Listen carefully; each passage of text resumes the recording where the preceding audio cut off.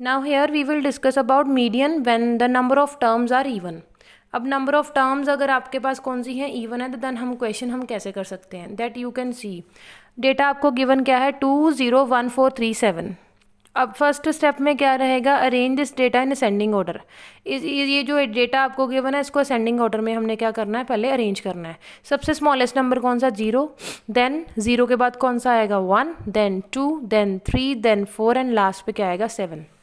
Step 2 क्या रहेगा same as it is जो मैंने प्रीवियस वीडियो में मैंने बताया था।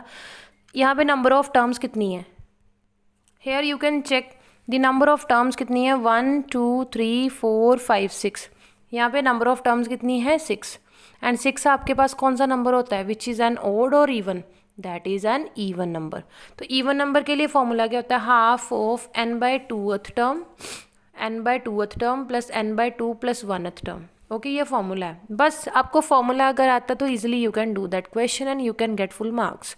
अब n की वैल्यू कितनी है 6, just put the value of n की वैल्यू जो 6 आई है इधर पुट कर दीजिए। The value of n is 6, the value of n is 6। तो ये क्या बन गया हाफ ऑफ 6 कितना होता है हाफ ऑफ 6 कितना होता है 3। तो यहाँ पे 3th नहीं होएगी यहाँ पे थर्ड टर्म बन जाएगी ना। हाफ ऑफ 6 इज 3 यहाँ पे बन गई third term. Same as it is half of 6 कितना होएगा 3, हाफ ऑफ 6 3 प्लस 1 कितना हो गया यहाँ पे 4th 6 प्लस 6 का क्या हाफ हुआ हाफ ऑफ 6 इज 3 प्लस 1 कितना हो गया 4th टर्म। अब देखिए ये जो हमने असेंडिंग ऑर्डर लिखा था इस डेटा को हमने दोबारा से लिख लेना है। असेंडिंग ऑर्डर जो है दैट इज 0 1 2 3 4 7 0 1 2 3 4 7। अब इसमें चेक करिए थर्ड टर्म कौन सी बन रही है यहाँ पे इस डेटा में से कौन सी टर्म चाहिए हमें एक थर्ड एक फोर्थ।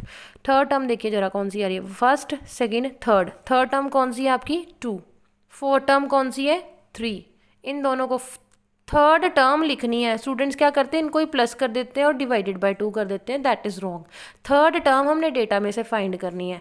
डेटा में से थर्ड टर्म कौन सी आ रही है 2, ठीक है, एंड फोर्थ टर्म कौन सी है विच इज़ 3।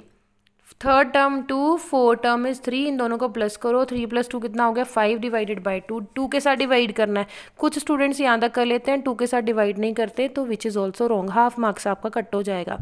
3 + 2 कितना हुआ 5 डिवाइडेड बाय 2। तो 5 को 2 के साथ डिवाइड करो जो भी आंसर आएगा that will be your answer. In this way you can do for the median. Step number 1 ascending order. Step number 2 count the number of terms. Then if it is even then use the formula of even, put the value of n, then use the values from the data and you will get your answer.